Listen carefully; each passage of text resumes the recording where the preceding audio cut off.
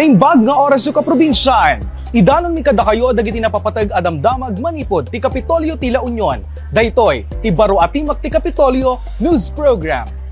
Imot taraget ken panagayat ngagserbi kadagiti kaprobinsyahan aktibo ang nakipaset dagiti pitogasot a sangguniang kabataan officials iti probinsya ti La Union. Itinaangay a kaunaan ken kadakkelan a panagtataripnong dagiti lider agtutubo ditoy syudad iti San Fernando idi Enero 20. Naawagan daytoy nga aktibidad as part New Era of Sangguniang Kabataan in El Universe nga indauluan iti Provincial Government of La Union. Babaan iti inisyatibo ni Governor Rafael Veronica Ortega David ken iti Provincial Youth Development Office. Nagserbi kas guest speaker da Bayambang Pangasinan Mayor Nina Jose Quiambao, National Youth Commission Ilocos Region ken CAR Cluster Head Dr. Sheridan Athena Gahete, Alaminos City Pangasinan Mayor Arth Brian Celeste ken Baguio City Mayor Benjamin Magalong.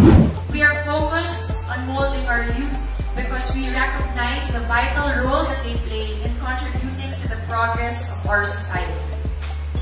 You, our dear youth leaders, are builders and architects of a sustainable future.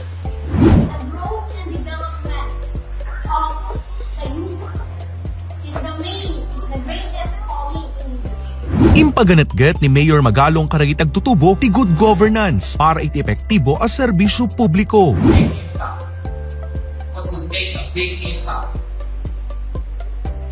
in the advocacy for in promoting good governance is the ability and the desire and the intent of the leaders to say, I will never, ever accept special perks.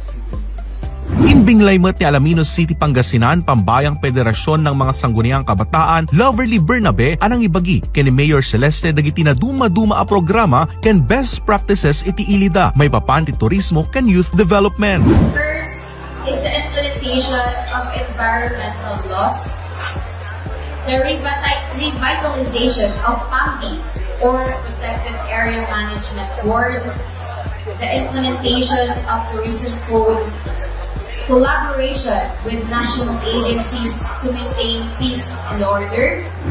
Dinakamatmat dagiti kamang ti Bureau of Treasury La Union dagiti kasapulan ken ti proseso ti fidelity bonding. Nagserbing oportunidad ti aktibidad tapno mapasaya at pay dagiti SK officials ti panagserbida kadagiti kabarangayan da ken kailyanda.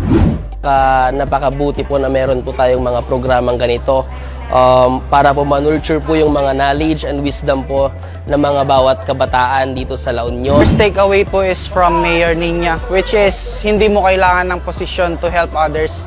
So ang kailangan natin is isa puso at isa isip natin yung responsibility natin as a public official to serve and to lead the people to the betterment po. I am very grateful po sa ating PGLU headed by Gov. Rafi kasi this is a big opportunity, a huge opportunity para sa aming mga SK officials to collaborate with each other. Yes, paseted bukasiya ni Gov. Rafi apapigsaan ti sektor dagitag tutubo ti Spark ket may salaan karagiti programa iti gobernador karagiti youth leaders iti probinsya tapno na anay a may pangato ti integridad da ken panangakamda para iti nasaysayaat apan na kay patungpal karagiti na duma-duma a programa ken proyekto da iti bukod da a barangay ken ili.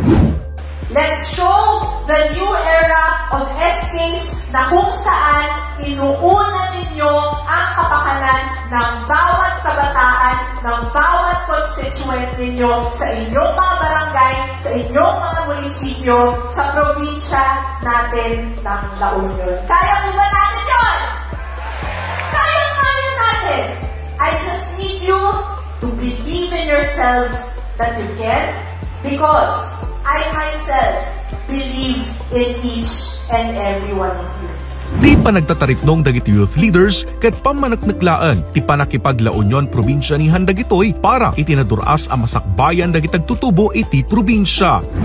Itinagan ni Governor Rafael Veronica Ortega David daytoy tigayem ken kabsatio John Martin para iti Provincial Government of La Union baro atimak ti Kapitolyo News Program.